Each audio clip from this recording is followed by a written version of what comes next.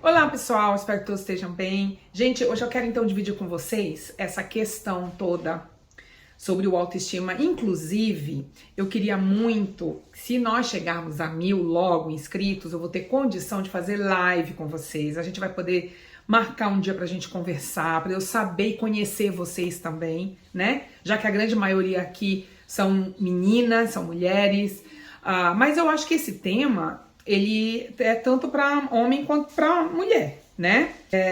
Então, o que eu tô querendo dividir com vocês hoje é essa questão de em que momento, quando que a nossa mente, por alguma razão, disse para nós mesmos, não precisa fazer nada, você não vai conseguir nada mesmo. Eu queria entender, sabe? Porque assim, as razões pelo qual as pessoas, tanto homem e mulher, se submetem a ter um relacionamento tóxico, a serem maltratados por muito tempo, né? A gente já sabe, existem várias razões. E eu não estou aqui para desmerecer as razões dessas pessoas. O que eu estou querendo dividir com vocês é o meu ponto de vista sobre em que momento que nós, na nossa vida, nós entendemos que a gente tem que passar por isso. E que a gente tem que aguentar tudo, né? Então eu queria dividir isso com vocês. Quero trazer um pouquinho sobre a minha visão de educadora, né? Então, se você tem interesse por esse assunto, fica até o final. Não se esqueça, me dê um like antes. Façam aí os comentários de vocês, que é muito importante.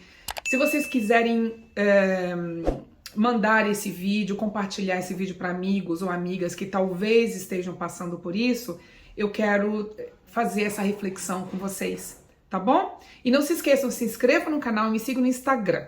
Vamos lá!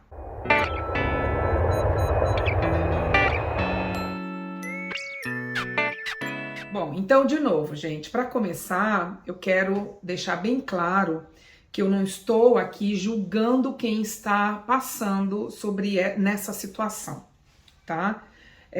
Eu, inclusive, posso dizer de carteirinha, de experiência própria, porque eu passei por isso. Eu também tive um relacionamento tóxico no passado.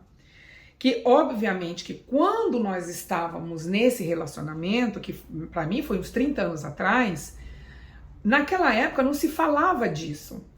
Então, assim, esses porquês não é o que eu tô trazendo aqui, tá? Eu não quero mexer nesse ponto, porque a gente tem que respeitar essas pessoas que estão passando por isso hoje e que estão com dificuldade de se desvencilhar desse relacionamento. O que eu quero trazer agora é essa questão de tentar entender em que momento, quando que a nossa mente olhou para nós mesmos e disse assim, tudo bem, você não presta para nada mesmo, então aguenta qualquer coisa. Quando que isso aconteceu, né? E eu, como educadora, eu vejo muito e analiso muito a criação das minhas crianças na família deles. Então eu vejo, por exemplo, quando um pai ou uma mãe, por ter 2 filhos, começa a valorizar mais um do que o outro, né? Se nós formos pesquisar dentro da psicologia, e aí, gente, eu me preparei aqui consultando o meu psicólogo e estudando um pouquinho sobre isso. Como eu trabalho há muito tempo com criança, para quem está aqui pela primeira vez, eu sou educadora, eu tenho uma creche aqui na cidade de Sydney, eu moro na Austrália há 13 anos, e essa questão do amor próprio, do autoestima da pessoa, sempre foi uma questão, porque eu passei.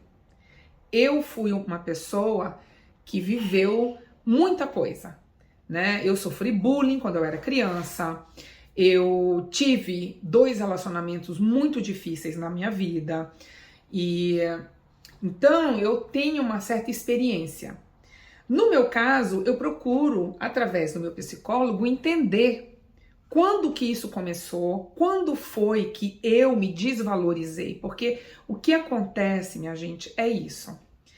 A mulher, tanto a mulher quanto o homem, eles são tão sem confiança neles mesmos, eles são tão sem amor pela pessoa que eles não se valorizam a ponto de deixar um relacionamento sabe, os sinais acontecendo e passando os anos. E as coisas continuando acontecendo e passando os anos, até que a gente começa a achar que é normal.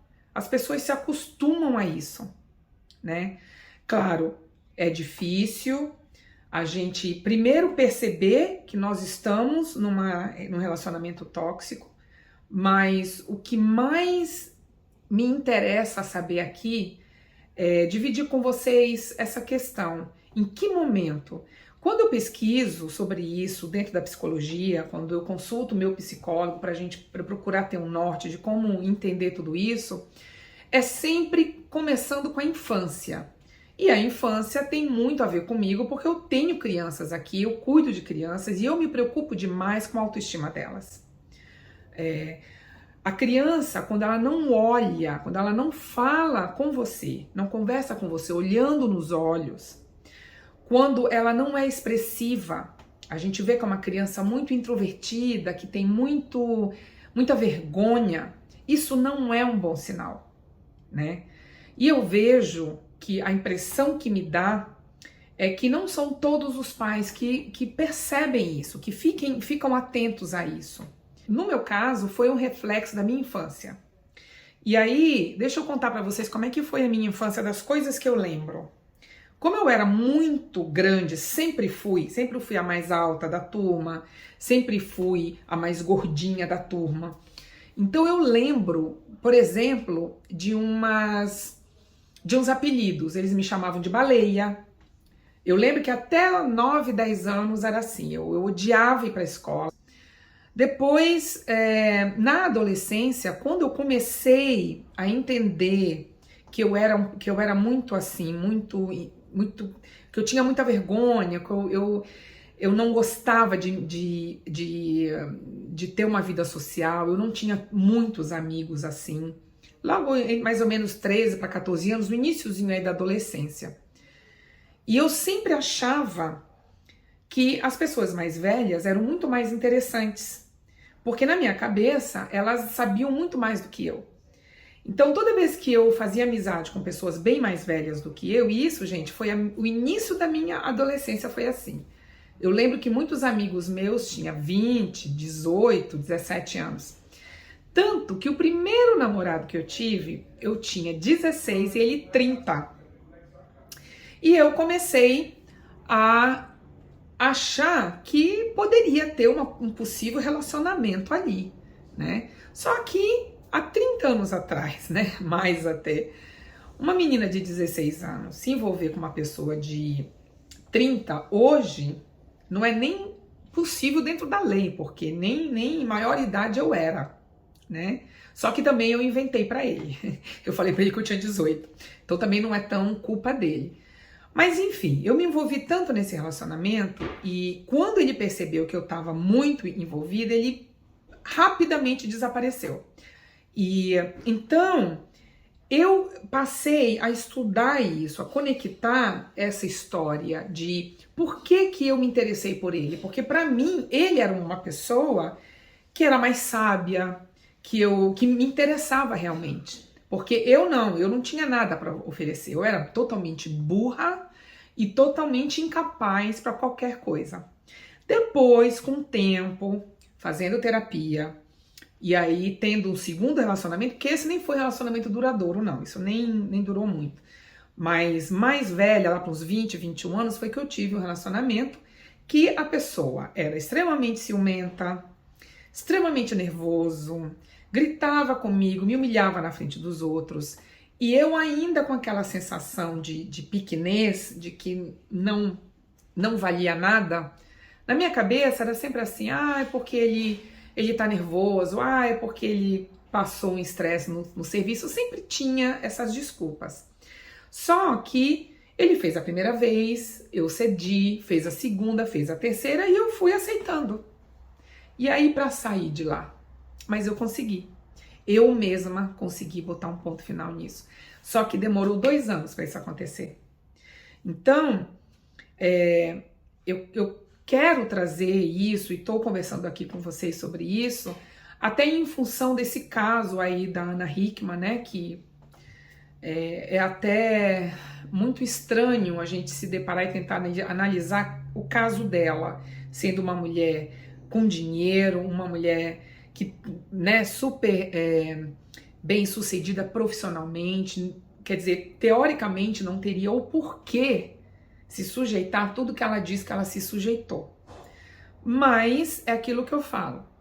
Eu respeito esses porquês, cada um tem o seu. A gente não sabe o porquê que essa pessoa, tanto o homem quanto a mulher, eles ainda insistem em manter uma situação dessas. Agora, quando que isso começou lá atrás, eu realmente acredito que vem da infância. Talvez tenha acontecido comigo, que foi da infância, e eu passei a entender isso quando eu estava perto dos 20 anos. Que daí sim, aí eu olhava no espelho e não gostava de mim. Eu não conversava com ninguém quase, eu era bem introvertida. Aí depois, né, fui atrás de tratamento psicológico e isso mudou. E desde o meu segundo relacionamento, que foi, na verdade, o relacionamento mais tóxico, que eu consegui sair, aí sim, aí eu entendi que eu tenho um valor e que hoje o que mais me interessa é a minha independência profissional. Porque daí, pelo menos, a causa de uma situação financeira que me faça passar por tudo isso não vai existir.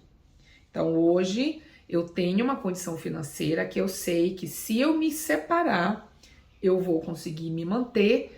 Mas é isso, hoje eu sei que o que eu procuro, que o que eu quero é aquilo que vai me fazer bem. Antigamente eu não pensava dessa forma. Eu nem enxergava o que era realmente bom para mim.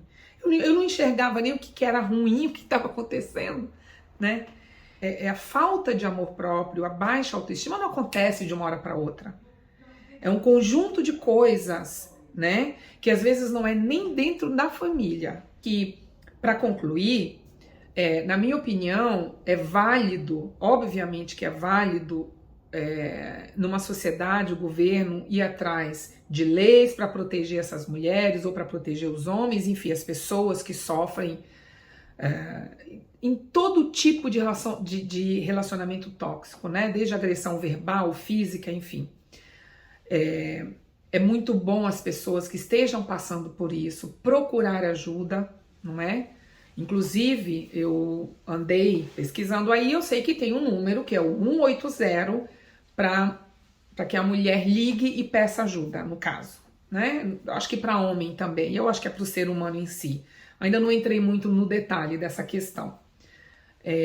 Mas o que nós temos que procurar, vocês mães, eu professores e vocês com os professores dos filhos de vocês, é procurar analisar como que vocês estão tratando as crianças de vocês, como é que elas estão sendo tratadas nas escolas. Ouvir mais as crianças, né? Uma criança que é ouvida, ou um adolescente que é ouvido e que os pais se interessam para cuidar, para colocar em psiquiatra, isso vai resolver a vida dessa criança lá na frente. Agora, se essa criança não tem, ou esse adolescente não tem ajuda nenhuma, podem ter certeza que vão se desenvolver um adulto com problemas ou se envolvendo com pessoas problemáticas, né? Então, eu como educadora, eu só queria dividir isso com vocês, porque realmente a grande questão, no meu ponto de vista, e eu posso estar errada, tá, gente? Escrevam aí, mas para mim é exatamente educadores e pais irem atrás para entender em que momento, o porquê que essa criança tá muito introvertida, por que essa criança não fala olhando para mim, por que essa criança não é extrovertida, o que é que está acontecendo, né? E aí sim, a gente conseguindo identificar logo, mais cedo possível, essa criança vai se tornar um adulto melhor, mais seguro de si e não vai aceitar nenhum tipo de relacionamento ruim, porque o pior de tudo não é a pessoa que agride, é a outra que aceita. Isso é que a gente tem que ir atrás, a gente tem que procurar resolver, procurar identificar, procurar ajudar. Quanto mais cedo nós, educadores e pais, a gente conseguir identificar isso e colocar a criança para fazer tratamento, muito melhor para essa pessoa, tá bom? Então é isso, minha gente. Eu espero que, se tiver alguém aí que queira, que concorde ou discorde, ou queira acrescentar qualquer outra coisa, por favor, fiquem à vontade, escrevam. Vocês sabem que eu adoro quando vocês escrevem, tá bom? Um beijo e até o próximo vídeo. Tchau, pessoal!